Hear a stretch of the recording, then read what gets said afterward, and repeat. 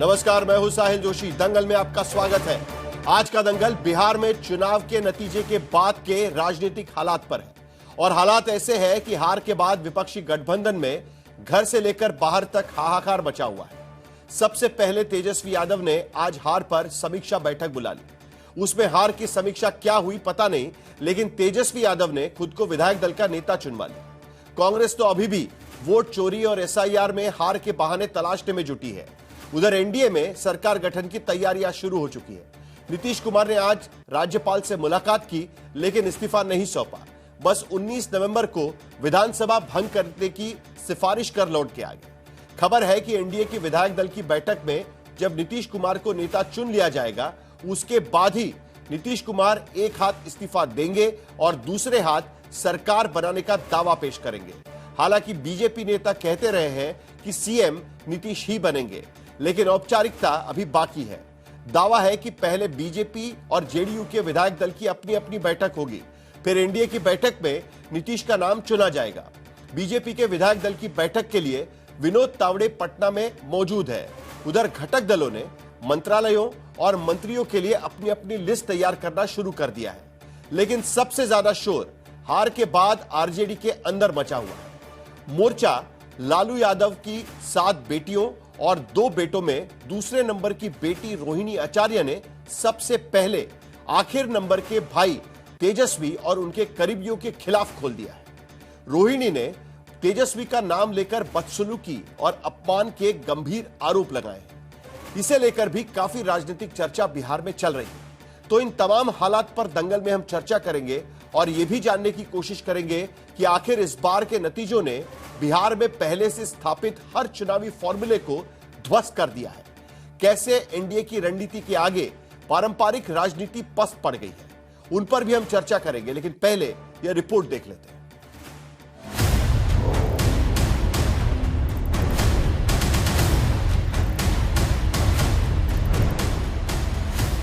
बिहार में चुनाव नतीजों के बाद एक तरफ नीतीश कुमार के शपथ ग्रहण की तैयारी चल रही है, दूसरी ओर कभी लालू प्रसाद यादव के घर में पारिवारिक कलह है, तो कभी हार पर मंथन के लिए मीटिंग। आरजेडी की हार पर मंथन की मीटिंग में क्या निकलता है, ये तेजस्वी ही जानेंगे। लेकिन उनकी बहन रोहिणी ने बता दिया कि हार पर सवाल पूछने के कारण उन्हें चप्पल से मारने की कोशिश हुई और घर से निकाल दिया गया। ये बात जाकर के तेजस्वी यादव किसके शह पे हुआ है उनसे जाके पूछिए, संजय यादव से पूछिए, रेचल यादव से पूछिए, रमेश से जाके पूछिए। रोहिणी आचार्य ने इससे पहले सोशल मीडिया पर पोस्ट करके गंभीर आरोप लगाते हुए कहा था कि एक बेटी, एक बहन, एक शादीशुदा महिला, एक मां को जलील किया गया, गालियां दी गईं, मारने के लिए चप्पल उठाया गया। इस पोस्ट के करीब घंटे बाद दूसरी पोस्ट में उन्होंने और भी आरोप लगाए। उन्होंने लिखा कि उन्हें गालियों के साथ बोला गया कि वो गंदी हैं और उन्होंने अपने पिता को अपनी गंदी किडनी लगवा दी। करोड़ों रुपए लिए, टिकट लिया, तब गंदी किडनी लगवाई। अब एनडीए के नेता रोहिणी और तेज प्रताप की पत्नी ऐश्वर्या का उदाहरण देकर सवाल उठाते हैं कि जो परिवार घर के अंदर अपनी बहन बेटियों के ऊपर अन्याय अत्याचार कर सकता है, वो बिहार की महिलाओं के साथ क्या नहीं करता। लेकिन अब है ही उसी तरह के आचार व्यवहार के लोग। बेटी का करा, बेटी की वेदना, ये लालू जी बहुत भारी पड़ेगा। बेटी ने लालू यादव को अपना किडनी दे करके लालू का जीवन बचाया। संजय यादव के कहने पर उस बेटी को भी आज परिवार से और पार्टी से दोनों से बेदखल कर दिया। उधर पार्टी और घर से निकाले जाने के बाद तेज प्रताप यादव अलग आग बबूला है। तेज प्रताप ने लिखा है कि मेरे साथ जो हुआ वो मैं सह गया, लेकिन मेरी बहन के साथ जो अपमान हुआ है वो किसी भी हाल में असहनीय है। इसका परिणाम बेहद भयावह होगा। लालू प्रसाद यादव को संबोधित करते हुए तेज प्रताप ने लिखा है कि एक संकेत दीजिए, आपका केवल एक इशारा और बिहार की जनता इन जयचंदों को जमीन में गाड़ देने का काम खुद कर देगी। लालू परिवार में एक तरफ हार पर हाहाकार है, तो कांग्रेस में भी हार को लेकर असंतोष की आवाजें निकल रही हैं। मेरी एडवाइस है, जो लोग पॉलिटिकल लोग हैं, जमीन से जुड़े हुए लोग हैं, उनको वापस मेन स्ट्रीम में लाइए। दूसरी बात मैं कहूंगा, संगठन पोलिंग स्टेशन तक कीजिए। मीटिंग करने से कोई नतीजा नहीं निकलेगा जब तक संगठन मजबूत नहीं होगा। हालांकि कांग्रेस हार के पीछे कमी या कमजोरी पर मंथन की बजाय चुनाव नतीजों पर सवाल ज्यादा उठा रही है। कभी वोट प्रतिशत बनाम सीट, तो कभी डिप्टी सीएम को मिले वोटों की संख्या के हवाले से तरह तरह की आशंकाएं जताकर कांग्रेस चुनाव आयोग की निष्पक्षता पर सवाल खड़े कर रही है। बिहार में महागठबंधन की बुरी तरह हार का साइड इफेक्ट ये है कि अब यूपी में भी समाजवादी पार्टी और कांग्रेस के बीच भरोसा कम होने लगा है। अगर 2022 के विधानसभा चुनाव को देख लिया जाए तो उनकी बहुत बड़ी संख्या में सीट जमानत भी जब्त हो गई थी बहुत सीटों पे। लोकसभा चुनाव के प्रदर्शन को अगर हम देख लेंगे तो हम निश्चित रूप से उनको 30 से 35 सीटें देंगे। दो लोग हैं, श्री राहुल गांधी जी हैं, श्री अखिलेश यादव जी हैं, श्री मल्लिकार्जुन खड़गे अभिभावक के रूप में हैं दोनों के। तो वहां पर वो तीन लोग बड़े उद्देश्य को लेकर के 20 नवंबर को गांधी मैदान में नीतीश कुमार सरकार का शपथ ग्रहण होना है। उससे पहले नीतीश कुमार ने राज्यपाल से मुलाकात तो की, लेकिन आज इस्तीफा नहीं दिया। 19 तारीख के प्रभाव से वर्तमान विधानसभा को विघटित करने की अनुशंसा कैबिनेट ने की है, जो मुख्यमंत्री जी के माध्यम से मुख्यमंत्री जी के द्वारा अभी महामहिम को दे दिया गया। नीतीश कुमार ही विधिवत हुई तो इसलिए मैंने विधिवत मतलब नीतीश कुमार जी पर कोई संदेह तो अब नहीं है। उन्हीं को होना है, इसलिए तो खाली विधिवत करना है। मतलब नीतीश जी की चयन की औपचारिकता आप लोग पूरी इस बीच खबर है कि बीजेपी और जेडीयू और घटक दलों के विधायक दल की बैठक होगी। फिर एनडीए के विधायक दल की बैठक के बाद नेता चुना जाना है। इसके लिए बीजेपी नेता विनोद तावड़े पटना पहुंच भी चुके हैं। सरकार गठन को लेकर सूत्रों के हवाले से जो खबर आ रही है उसमें मंत्रालयों के बंटवारे को लेकर 6 सीट पर एक विभाग का फॉर्मूला अपनाए जाने के आसार है। इस लिहाज से बीजेपी के 14 से 15 मंत्री, जेडीयू के 14 मंत्री, एलजेपी के 3 मंत्री और उपेंद्र कुशवाहा माझी की पार्टी को एक कैबिनेट मंत्री पद मिलने की उम्मीद जताई जा रही है। खबर है कि इससे पहले बिहार में एनडीए के सहयोगी दलों ने मंत्री पद और विभागों को लेकर अपनी मांगों और प्राथमिकताओं की सूची बीजेपी के शीर्ष नेतृत्व को सौंप दी है। शशि भूषण के साथ रोहित सिंह, पटना, आज तक।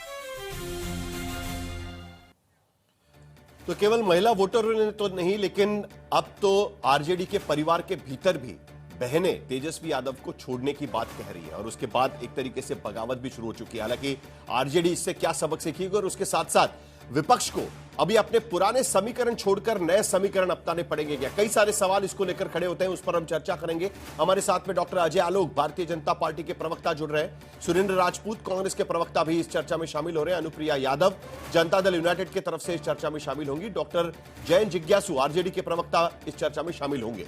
3 सवालों के साथ मैं इस चर्चा की शुरुआत करना चाहता हूं। क्या हार के बाद परिवार के अंदर बढ़ता विरोध पार्टी के अंदर तेजस्वी यादव के लिए बड़ी चुनौती बनेगा?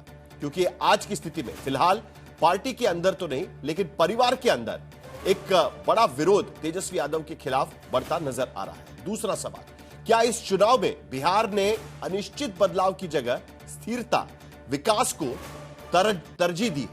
और तीसरा अहम सवाल, क्या बिहार में आरजेडी से मुस्लिम यादव का बुनियादी वोट बैंक भी अब बिखर चुका है? और यहीं पर सवाल खड़ा होता है कि क्या अब विपक्ष को नए फॉर्मूलों की तलाश करनी पड़ेगी? क्या नए सिरे से अपनी पूरी रणनीति तय करनी पड़ेगी? इससे तमाम सवालों पर हम चर्चा करेंगे। लेकिन आगे बढ़ने से पहले एक जरा बड़ी खबर इस वक्त, आरजेडी ने आज एक मीटिंग बुलाई थी, तेजस्वी यादव ने मीटिंग बुलाई थी। माना जा रहा था कि हार की समीक्षा के लिए यह बैठक बुलाई गई है, लेकिन बिना समीक्षा के ही आरजेडी की यह बैठक खत्म हुई।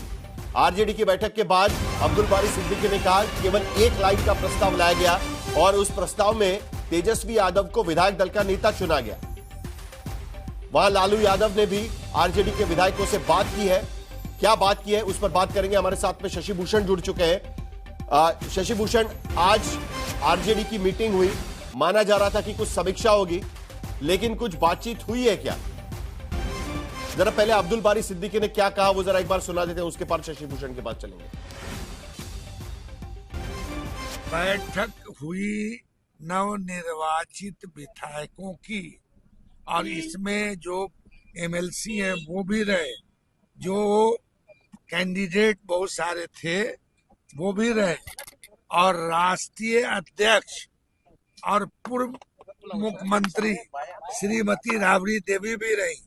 इसमें एक लाइन का प्रस्ताव आया कि विधायक दल का नेता तेजस्वी प्रसाद यादव जी को सर्वसम्मति से चुना जाए। सबों ने ध्वनि मत से सर्वसम्मति से उन्हें विधायक दल का नेता चुना। और उसके साथ साथ पार्टी के राष्ट्रीय अध्यक्ष लालू यादव भी उस बैठक में मौजूद थे और उन्होंने साफ शब्दों में कहा कि आगे भी तेजस्वी ही काम करेंगे। हर सीट का फीडबैक लिया गया है, ये भी लालू यादव ने कह दिया है। हालांकि जिस तरीके से परिवार के भीतर बगावत हुई है, रोहिणी शशि भूषण हमारे साथ में लाइव है। शशि भूषण, क्या जानकारी और दे सकते हैं आप? सिर्फ लालू प्रसाद यादव ने यहां पर भाषण दिया है और कहा है कि आगे भी तेजस्वी यादव ही पार्टी का नेतृत्व करते रहेंगे, लेकिन उसके साथ साथ जो परिवार के भीतर हुआ, अब रोहिणी आचार्य हम कह सकते हैं कि परिवार के भीतर है, लेकिन उसके साथ साथ लोकसभा में वो पार्टी की कैंडिडेट भी थी लोकसभा की, तो पार्टी की नेता भी हो गई। क्या उसको लेकर भी कोई बातचीत हुई है? किसी ने सवाल पूछा, कुछ बातचीत उसको लेकर हो पाई?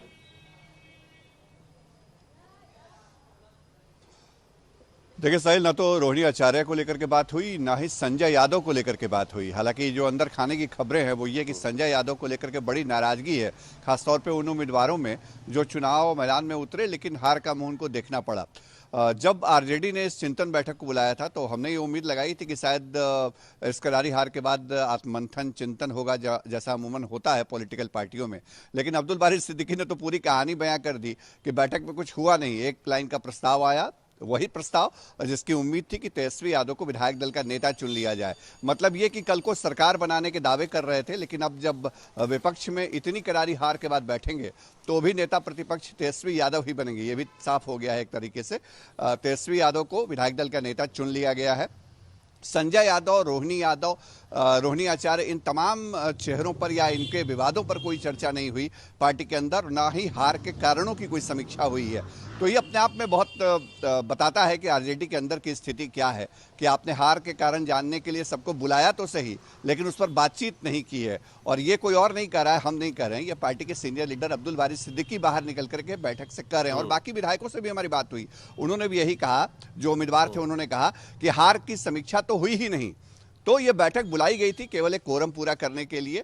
तेजस्वी यादव के पास नेतृत्व है, उनके नेतृत्व में 20 में भी चुनाव लड़ी आरजेडी, आज शिवानंद तिवारी भी ट्वीट कर चुके हैं, आगे भी लालू यादव उन्होंने भी सोशल मीडिया पर इस बारे में अपनी भूमिका रखी और उन्होंने भी कहा है कि जिस तरीके से हार हुई है उसकी समीक्षा होनी चाहिए। वो भी कहीं ना कहीं सवाल खड़े कर रहे हैं कि कहीं पार्टी को दिशा देने में तेजस्वी यादव नाकामयाब साबित हुए। इस तरीके से उनका स्टेटमेंट यहां पर नजर आता है। कुल मिलाकर अगर हम देखें, अब्दुल बारी सिद्दीकी इससे पहले भी जब मुस्लिम मुख्यमंत्री को लेकर बात हुई थी तब भी उन्होंने अपना बयान इसके बारे में दिया था, जब मुकेश साहनी को मुख्यमंत्री पद का उम्मीदवार घोषित किया गया था। लेकिन कुल मिलाकर आज की स्थिति में अगर हम देखें तो आरजेडी के भीतर क्या परिस्थिति बनी हुई है? क्या हम ये कह सकते हैं कि सिर्फ तेजस्वी यादव का नेतृत्व बचाए रखने के लिए बैठक बुलाई गई थी? क्योंकि सिर्फ एक लाइन का प्रस्ताव, जिस तरीके से अब्दुल बारी सिद्दीकी कह रहे थे। बिल्कुल हम कह सकते हैं। और सबसे अहम बात साहिल, देखिए शिवानंद तिवारी के नाम की आपने चर्चा की। शिवानंद तिवारी ने जो बात कही है लालू यादव के लिए, वो अब तक का सबसे बड़ा मतलब एक पंच कह सकते हैं। उन्होंने लालू यादव की तुलना धृतराष्ट्र से कर दी है।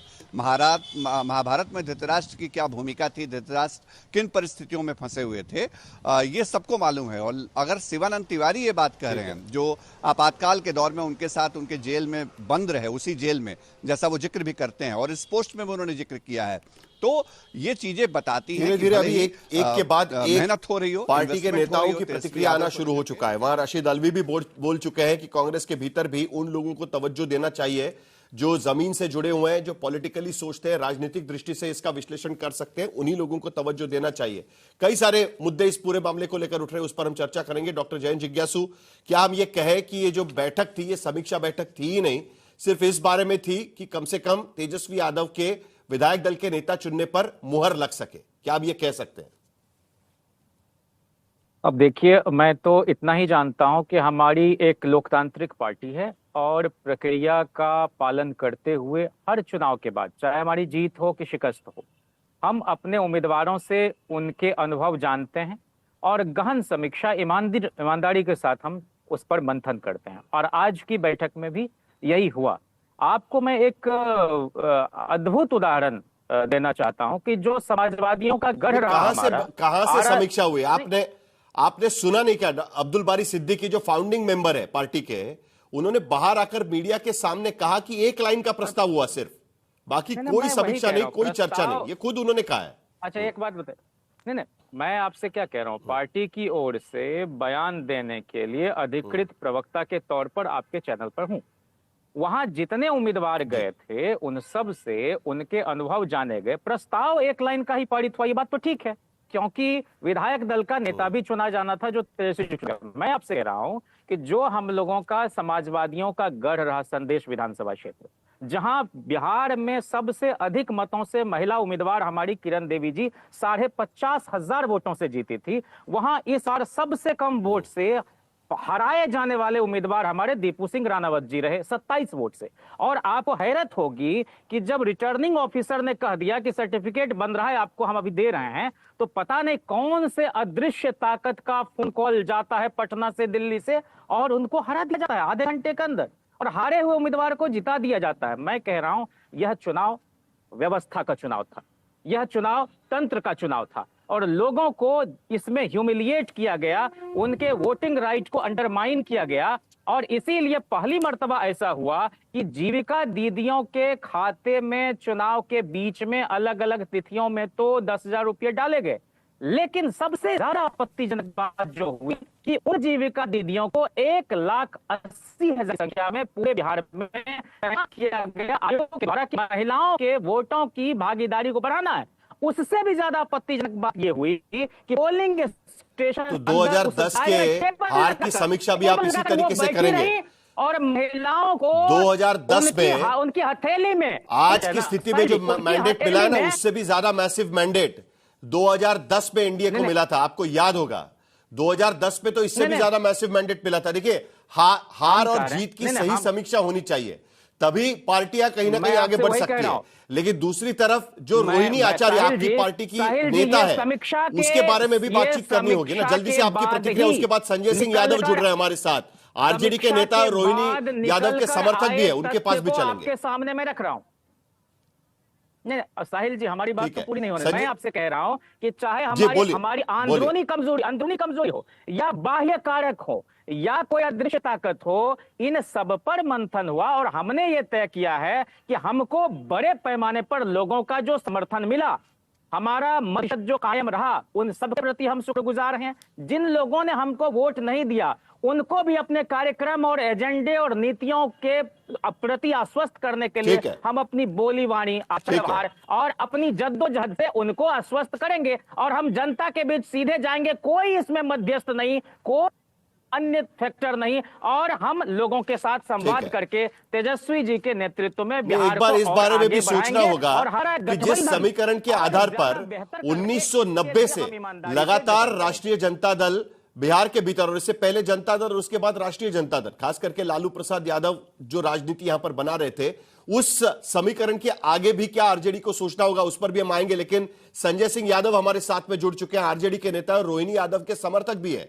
संजय सिंह यादव जी, क्या आपको उम्मीद थी कि आज की जो समीक्षा बैठक हो रही है उसमें कम से कम रोहिणी आचार्य ने जो मुद्दे उठाए हुए हैं, क्योंकि वो पार्टी की भी नेता है, लोकसभा चुनाव सारण से लड़ चुकी है 2024 का, वो सिर्फ परिवार की बेटी के आगे भी पार्टी की नेता है, क्या ये उम्मीद आपकी पूरी हुई और उसके बावजूद आरजेडी के भीतर इसको लेकर चर्चा नहीं हो रही है? क्या कहना है आपका?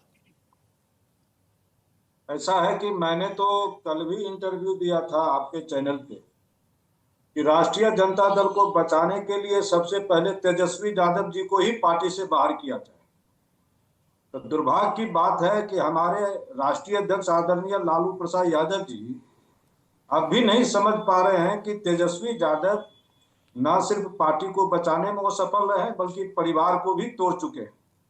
पहले तेज प्रताप यादव जी को घर और पार्टी से बाहर किया गया, और जो रोहिणी आचार्य जी न सिर्फ बिहार की, अब वो देश की बेटी है, और उसने अपना किडनी, लालू प्रसाद अपने पिता को बचाने के लिए किडनी दान किया। और जो कल का बयान रोहिणी आचार्य जी का है कि उसके साथ परिवार के अंदर प्रताड़ना मिली, चप्पल तक उठाने की बात उन्होंने कही है, इससे बड़ा दुर्भाग्यपूर्ण बातें और क्या हो सकता है। सबसे बड़ी बात तो है कि लालू प्रसाद यादव जी को सोचना चाहिए कि तेजस्वी यादव जी मैं डरता नहीं हूं, क्योंकि हमारे पार्टी के नेता बड़े डरे हुए लोग होते हैं, सही बात करने की हिम्मत बहुतों में नहीं होती है। तो तेजस्वी यादव जी से अब ये पार्टी चलना और संभलना नहीं है। लालू यादव जी को भी चाहिए कि अपने परिवार के अंदर भी अगर पार्टी का नेतृत्व वो रखना चाहते हैं तो सबसे बेहतर है कि वो रोहिणी आचार्य को ही पार्टी का राष्ट्रीय अध्यक्ष बना दें, क्योंकि रोहिणी आचार्य आज जो बैठक बुलाई गई थी, विधायक दल की बैठक बुलाई गई थी, उस पे लालू यादव ने साफ शब्दों में कह दिया है कि तेजस्वी यादव ही पार्टी का नेतृत्व करेंगे। ये बात साफ शब्दों में उन्होंने कह दी है संजय सिंह जी। ये दुर्भाग्यपूर्ण फैसला है राष्ट्रीय जनता दल के लिए। मैं कहता हूं कि तेजस्वी यादव जी लैंड को जॉब बनाए गए हैं, मीसा भारती भी हैं दोषी। अरे पार्टी को बचाना है, अगर परिवार के अंदर ही आपको पार्टी रखनी है तो पार्टी के अंदर रोहिणी आचार्य है। तेज प्रताप यादव जी ने गीता पर कसम हाथ रख करके खा लिया कि मैं मरना पसंद करूंगा, पार्टी के वापस राष्ट्रीय जनता दल में नहीं जाऊंगा। लेकिन लालू जी को चाहिए, मेरी बात सुन, लालू जी को चाहिए कि अगर चाहते हैं तो ठीक है, नहीं तो पार्टी और परिवार को बचाने के लिए जो त्याग किया है रोहिणी आचार्य जी ने, उसे पार्टी का राष्ट्रीय अध्यक्ष बनाया जाए। तेजस्वी जी को सबसे पहले पार्टी से बाहर किया जाए। और ये जो जयचंद है संजय यादव, अरे जयचंद, देखिए पार्टी के भीतर समीक्षा होगी वो होगी, लेकिन परिवार के भीतर भी कहीं ना कहीं समीक्षा करनी पड़ेगी। डॉक्टर जय जिज्ञासु जी। साहिल जी अब मुझे सांसद पार्टी के साहिल जी अब मुझे बिना व्यवधान के कहने की अनुमति दें आप। साहिल जी कि वो लोग तेजस्वी, मुझे आपको मेरी आवाज अगर सुनाई पड़ रही हो साहिल जी, ठीक है, जरा आरजेडी के प्रवक्ता का भी बात भी सुन लेते हैं, बोलिए। साहिल जी, मुझे यह मालूम नहीं था कि आप पार्टी के प्रवक्ता से इतर आप हमारे परिवार की जो सबसे आत्मीय और सबसे सहृदय और सबसे निष्कलुष, निष्कपट और निश्चल जो हमारी बड़ी बहन है, उनके समर्थक के बतौर किन्हीं को आप यहाँ बैठाएंगे। फिर भी मैं आपसे एक बात जरूर कहना चाहता हूं कि हमारा समाजवादी परिवार, वृहद परिवार सक्षम है अपने हर तरह के मामले को सुलझाने के लिए बहुत गरिमा, मर्यादा, सूझबूझ के साथ। और एक बात और मैं आपके सामने स्पष्ट करना चाहता हूं कि हमारी प्रतिबद्धता विचारधारा पार्टी नेतृत्व के प्रति है, लेकिन हमारी जितनी 7 बहनें हैं, 6 बड़ी और 1 छोटी, वो सब हमें इतनी प्रिय हैं और उनके साथ जो भी हमारा राब्ता है वो ता-दमे जिंदगी आखिरी सांस तक कायम रहेगा। ये वैचारिक मुद्दे तो उठा रही है ना वो आज की स्थिति में, लेकिन यह एक बात कहने दीजिए, यह किसी के लिए गॉसिप और कौतूहल का विषय हो सकता है, हमारे लिए यह जीवन का संवेदनशील हिस्सा है। और हमने कभी भी अगर राजनीतिक परिवार के अंदर मतांतर पर आपको बहस करनी है साहिल जी, तो प्रधानमंत्री जी के परिवार से आप शुरू कर लीजिए, लेकिन हम तब भी उस बात से अपने आप को अलग रखेंगे, अलग रखेंगे। ये ठीक बात नहीं है साहिल जी, नहीं, ये बिल्कुल परंपरा के विपरीत एक बात हो रही है। और आपका भी परिवार है, मेरे तो अपने पिताजी के साथ बड़े शालीन किस्म के मतांतर रहे अनेक। मैं एक बार फिर आपको बताता हूं, इसका क्या मतलब है कि हम उनका सम्मान नहीं करते, पॉलिटिकल डिफरेंस सुन लीजिए, हमारी आत्मीयता की राह में रोड़े अटकाएंगे। नहीं, ये ठीक नहीं, आप मेरी बात सुन लीजिएगा। मैंने पहले ही शुरुआत पे ही मैंने कहा, रोहिणी आचार्य जो बात कह रही है, रोहिणी आचार्य जो बात कह रही है वो पार्टी की नेता रही है, पार्टी के टिकट पर लोकसभा का चुनाव उन्होंने लड़ाया हुआ है, पार्टी के टिकट पर उन्होंने सारण से लोकसभा का चुनाव लड़ा था, वो पार्टी की नेता रही है और इसी के वजह से वो पार्टी से जुड़ी हुई है। और पार्टी के हार के बाद अगर वो तेजस्वी यादव के नेतृत्व पर सवाल उठा रही है तो उसको लेकर भी चर्चा होगी। ये पार्टी के भीतर है, अगर ये परिवार के भीतर का मामला होता तो शायद उस पर चर्चा नहीं करते हम, लेकिन ये पार्टी के नेता रही है और उसी को लेकर यहां पर यह चर्चा हुई है, इसीलिए हम यहां पर सवाल उठा रहे हैं। डॉक्टर अजय आलोक, आप किस तरीके से देखते हैं, क्या सचमुच में आप ये मानकर जल्दी से 10 सेकंड में, डॉक्टर अजय आलोक भी इंतजार कर रहे हैं, जी, क्या डॉक्टर अजय आलोक, मैं आपको जी जल्दी से डॉक्टर जिज्ञासु ने कहा खुद, साहिल जी आप यह जान लीजिए कि वह दृश्य लोगों को शायद ध्यान नहीं है, जब राबड़ी देवी जी लालू जी के जेल जाने के बाद मुख्यमंत्री पद के शपथ के लिए जा रही थी, तेजस्वी जी इतने छोटे थे, और उनको हाथ पकड़ के वही रोहिणी जी और मीसा जी ले जा रही थी।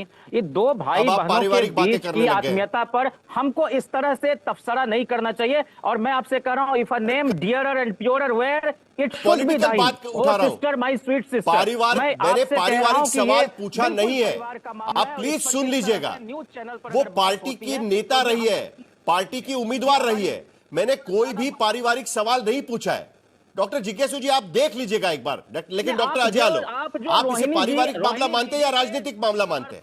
बतौर श्रीमान संजय जी को आपने यहाँ लाया है, आप जो ठीक है, चलिए। आप आज भी जान रहे हैं कि रोहिणी जी आज भी राष्ट्रीय जनता दल की बाकायदा सदस्य हैं और वो रहेंगी। ठीक है, आज वो मुंबई में बैठी हुई है, पटना से उतर के, पटना से आज मुंबई आके बैठी हुई है। आज समीक्षा बैठक थी, उसमें शामिल नहीं है वो। चलिए एक मिनट जरा भी शांत होइए, दूसरे को भी, बाकी लोगों को भी मौका मिलना चाहिए। डॉक्टर अजय आलो चलिए, ठीक है, चलिए। देखिए साहिल जी, 23 मिनट आपके कार्यक्रम को हो गए और जयंत जी ग्यासु जी ने एक बार भी जनादेश का सम्मान के लिए कोई बात नहीं कही, एक बार भी इन्होंने वो अपने वोटरों को भी शुक्रिया नहीं कहा। और आज की जो बैठक हुई, और आज की बैठक इसलिए हुई तेजस्वी को नेता बनाने। चुनाव हारे थे ना, राजनीति में तो ये परंपरा आई है भारत में कि अगर चुनाव हारने की जिम्मेदारी लेके आदमी पद से रिजाइन करता है। राहुल गांधी जी भी रिजाइन कर चुके थे 2019 के चुनाव हारने के बाद। नीतीश कुमार ने 2014 में इस्तीफा दिया था, सब लोग देते हैं।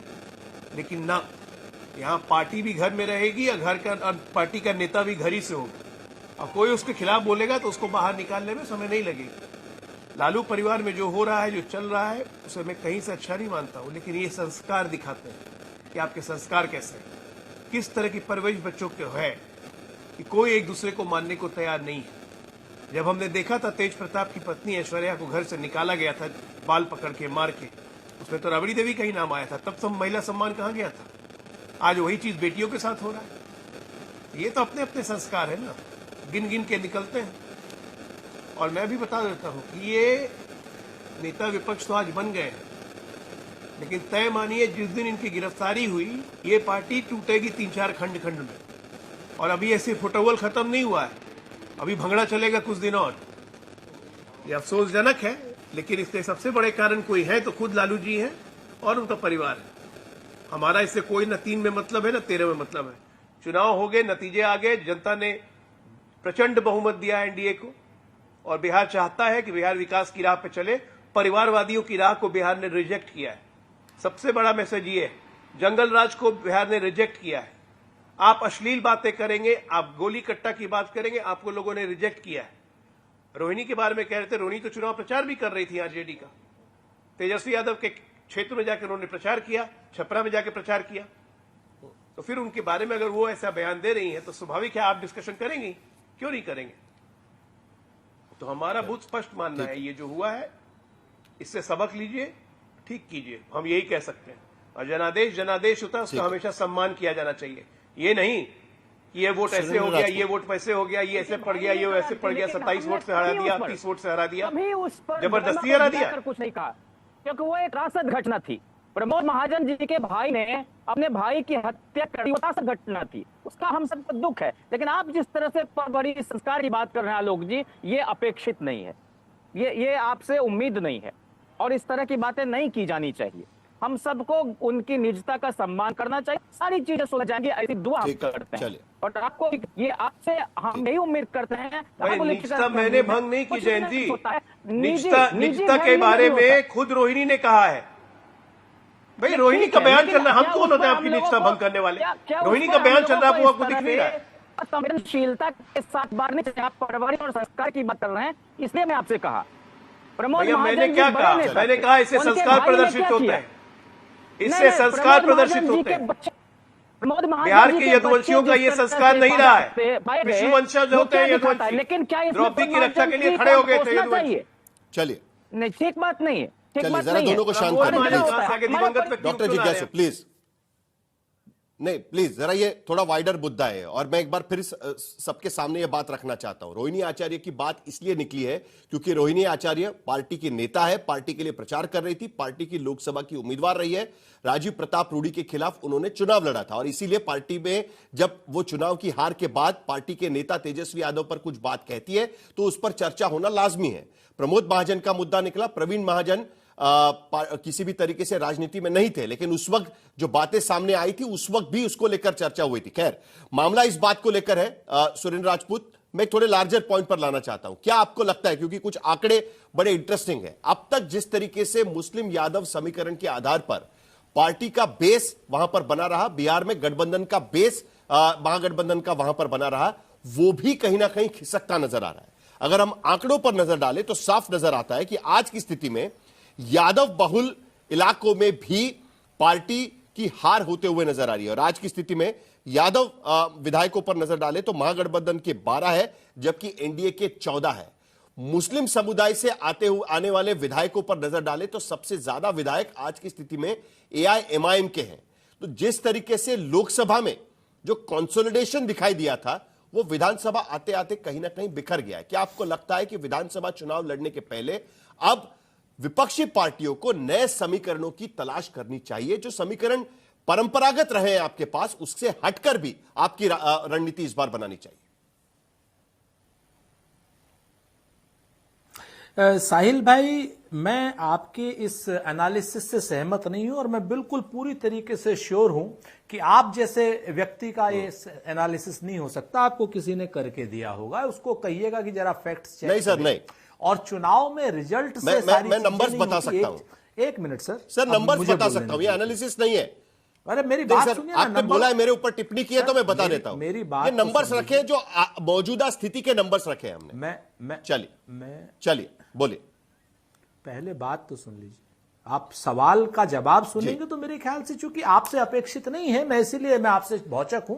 चलिए बोलिए। दो चीजें बड़ी स्पष्ट हैं। एक तरफ अगर आप कहते हैं कि मुस्लिम और यादव का हमारा समीकरण टूटा है या ऐसा हुआ है, हम तो मुस्लिम यादव का मानते नहीं, लेकिन अगर आप कहते भी हैं तो इसका मतलब हमारा जो वोटिंग परसेंटेज है वो तो इंटैक्ट है। यानी हमने वाइडर स्पेक्ट्रम में समाज के अंदर पेनिट्रेशन किया है और लोग हमारे पास आए तभी तो हमारा वोट उतना मिला है। तेजस्वी जी को वोट उतना ही मिला, हमें वोट थोड़ा बहुत बढ़ा, लेफ्ट पार्टियों का थोड़ा बहुत वोट घटा, लेकिन अगर आप ओवरऑल वोट देखेंगे हमारा तो इसका मतलब अन्य लोगों का भी, नल का, नील का, कोल का, भील का, पिछड़े का, दलित का, आदिवासी का, महिला का, नौजवान का, किसान का, सबका, अल्पसंख्यक का, सबका वोट हमारे पास बढ़ा है ना। अगर एमवाई आपके हिसाब से मैं कह दूं तो बाकी लोगों का वोट बढ़ा है तभी तो हमारा वोट इंटैक्ट रहा है। एक बात। दूसरी बात मैं आपसे जो कहना चाहता हूं कि राजनीति बिल्कुल बदल रही है और नए सिरे से राजनीति करनी पड़ेगी। ये बिहार के चुनाव ने स्पष्ट कर दिया है, बल्कि बिहार के चुनाव ने नहीं स्पष्ट किया है, ये चुनाव आयोग और भारतीय जनता पार्टी के नापाक गठजोड़ ने स्पष्ट कर दिया है कि अब लड़ाई बेईमानों से है, मतदान की वजह से नहीं, ये बेईमानों की वजह से हम लोग चुनाव हारे हैं। नंबर एक। नंबर दो, इसके प्रमाण हमने राकेश सिन्हा सहित 66 लोगों का तो मैंने दिया है कि भारतीय जनता पार्टी के लोग हैं। अजय आलोक ने तो नहीं करी, दिल्ली भी रहते हैं, पटना भी रहते हैं, इन्होंने तो 2 वोट नहीं डाली, लेकिन राकेश सिन्हा ने तो 2 वोट डाली ना। मैं आपको इनके हजारों ट्रेनें गई ना, आपके सामने स्थितियां हैं। हरियाणा में भी वोट डालेंगे, दिल्ली में भी वोट डालेंगे, बिहार में भी वोट डालेंगे और उसके बाद एसआईआर की भी बात करेंगे। तो हम इन सारी चीजों को देख रहे हैं। एक चीज हम आपको बड़ी स्पष्ट बता दें कि हम इस चुनाव में जिस तरीके से घनघोर रूप से बेईमानी हुई और जो अप्रत्याशित जीत भारतीय जनता पार्टी को मिली है, भारतीय जनता पार्टी को उस अप्रत्याशित जीत की बधाई, लेकिन यह लोकतंत्र के लिए अशुभ है और आने वाले समय में यह चीज प्रूफ भी होगी। अभी आपने एक संजय सिंह यादव को बैठा रखा है किसी को। मेरा एक मूल प्रश्न है साहिल भाई आपसे, मूल प्रश्न है, चूंकि बहुत प्रतिष्ठित चैनल है आज तक और बहुत ये क्या नाम हमारा चैनल एक बड़ा उसमें रहता, अरुणपुरी साहब का चैनल है। क्या रोहिणी आचार्य ने संजय यादव को कोई लेटर ऑफ इंटेंट दिया है कि रोहिणी आचार्य की तरफ से संजय सिंह यादव बात रखेंगे और वो बात मानी जाएगी? क्या रोहिणी आचार्य ने अगर ऐसा कोई लेटर दिया हो तो इस शख्स को बैठाया जाए, और अगर ये लेटर नहीं दिया है तो किस आधार पर आज तक और किस आधार पर संजय यादव, लालू यादव के परिवार को बदनाम करने की कोशिश? आप सालों से राजनीति में हैं, सर मैं दो चीजों पर आपको जवाब देना चाहूंगा। सबसे पहले तो आपने लेटर ऑफ इंटेंट की बात करी। देखिए, रोहिणी आचार्य पार्टी की नेता है। कोई अगर कहता है कि मैं उनका समर्थन करता हूं, वो भी उसी पार्टी से बिलोंग करता है, वो आकर अपनी भूमिका यहां पर रखना चाहते हैं तो वो अपनी भूमिका रख दे, और इसीलिए वहां पर वो बैठे हुए हैं। संजय सिंह यादव जी, आपके पास मैं आऊंगा, लेकिन उससे पहले दूसरी बात, सुनील राजपूत जी, आपने सही कहा कि 38% आपका वोट शेयर इस पे नजर है। मैं आपकी बात समझता हूं। मुझे दरअसल मुझे इस बात को लेकर, क्योंकि आपने कुछ आरोप लगाए हुए हैं, अजय आलोक जी उसका जवाब भी देंगे और उसके बाद अनुप्रिया जी भी यहां पर इंतजार करिए, लेकिन जल्दी से आपका इस बारे में जवाब चाहूंगा मैं कि आपका वोट शेयर नहीं बढ़ने के भी तो कोई कारण होंगे। दूसरी तरफ एनडीए का वोट शेयर 10% से बढ़ जाता है। आप बेईमानी के आरोप यहां पर लगा रहे हैं, लेकिन 10% से एनडीए का वोट शेयर बढ़ता है, इसका भी तो कोई एनालिसिस होना चाहिए ना। आपका बेस नहीं बढ़ रहा है बिहार के भीतर, बिल्कुल है। 2 लगातार चुनाव के बावजूद भी, इसका भी तो कोई एनालिसिस होना चाहिए ना। और ये आंकड़े हैं, एनालिसिस नहीं है, आंकड़े हैं, और ये बात यहां पर सामने रख रहे हैं। जल्दी से सुनील राजपूत, उसके बाद अजय आलोक जवाब देंगे। मैं दोनों बातों का साहिल भाई बहुत शॉर्ट में जवाब देता हूं। पहली बात, आपका एनालिसिस का हम सम्मान करते हैं, और ये वोट परसेंटेज हमारा क्यों नहीं बढ़ा इसके बारे में हम आपको 6 हफ्ते में जानकारी देंगे निश्चित तौर पर। लेकिन जो भारतीय जनता पार्टी का वोट परसेंटेज बढ़ा है वो वोट चोरी की वजह से बढ़ा है, ऐसा हमारा ही नहीं, ऐसा तमाम लोगों का आरोप है। चुनाव आयोग आंख में बंद करके बैठा। राजस्थान में जिस समय चुनाव घोषित हुए तो हमारी मोबाइल बांटने की वो बंद कर दी थी चुनाव आयोग ने, और जैसे ही बिहार में चुनाव घोषणा के बाद भी 10,000 रुपए जीविका दीदियों को लगातार दिए जाते रहे। अब रही बात लेटर ऑफ इंटेंट की, आज की डेट में लालू यादव जी के परिवार को बदनाम करने के लिए, लालू यादव जी के परिवार को बदनाम करने के लिए इस तरीके के लोग बैठाए जा रहे हैं, ये मेरा स्पष्ट आरोप है। या तो ये रोहिणी आचार्य का लेटर ऑफ इंटेंट लेकर संजय सिंह राठौड़ जवाब देंगे कि वो किसको बदनाम करने के लिए बैठे हुए हैं यहाँ पर, वो आरजेडी से मिले हुए हैं कि नहीं। लेकिन डॉक्टर अजय आलोक, दोगले लोग हैं, झूठे लोग हैं, और ठीक है, चलिए वो उसका जवाब दे देंगे। लेकिन सुनील राजपूत जी, डॉक्टर अजय आलोक, आप जरा जल्दी से जवाब दे दीजिए इस बात का। लेकिन एक बात, इस तरीके की योजनाएं रोकने के लिए कोर्ट का दरवाजा भी खटखटाया जा सकता है, और कई बार इसको लेकर अदालत ने इंटरवेंशन भी किया हुआ है। यह बात आपको पता है सुनील राजपूत जी। लेकिन अजय आलोक, जल्दी से आपका जवाब। देखिए, रुदाली बन के अब कोई फायदा नहीं है सुरेंद्र भाई, ठीक है ना। ये वोट चोरी का नैरेटिव लेके राहुल गांधी आए थे ना, बिहार में 15 दिन की यात्रा निकाली थी ना, वोट छोड़ गद्दी छोड़। जनता ने औकात बता दी ना, वोट छोड़ गद्दी छोड़। ओवैसी की पार्टी से भी के बराबर आपको वोट मिले, ये हैसियत हो गई आपकी, और अभी भी ये गाना छोड़ नहीं रहे। शब्द अच्छा नहीं, देश की जनता को क्या मूर्ख समझा हुआ है? और कोई प्रवक्ता होता तो मैं भी नहीं, देश की जनता को मूर्ख समझा हुआ है। आप कुछ भी बोल रहे हैं तो बीच में क्यों बोल रहे हैं? अगर औकात की बात करेंगे तो औकातें तो हमें पता है सारे लोगों की, आपके सारे नेताओं की औकात पता है हमको।